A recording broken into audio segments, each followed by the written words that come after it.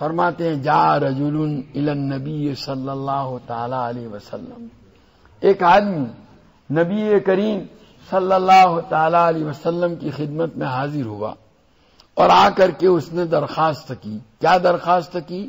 اذنی و اوجیز، یا اللہ کے رسول آپ مجھے کوئی نصیحت فرمائیے اور مختصر نصیحت فرمائیے. دیکھو نصیحت بھی چاہتا ہے اور مختصر.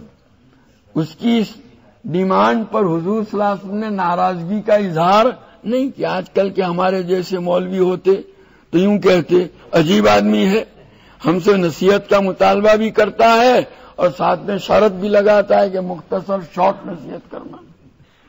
ہمارے اوپر نہیں، لیکن حضور صلی اللہ علیہ وسلم ناراض نہیں ہوئے. معلوم ہوا کوئی اللہ کا بندہ آپ سے دین کی کوئی بات معلوم کرنے کے لیے آوے تو اس کو کیا سمجھو؟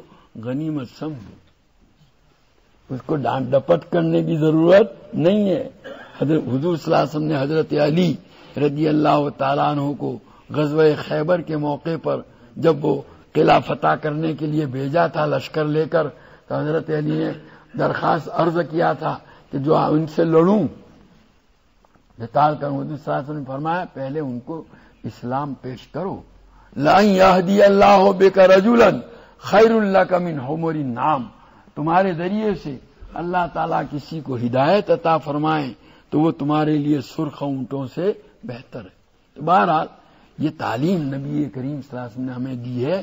اہل علم کو چاہیے کہ حضور صلی اللہ علیہ وسلم کی ان اخلاق کو، ان عادات کو اپنے اندر پیدا کرنے کی کوشش کریں.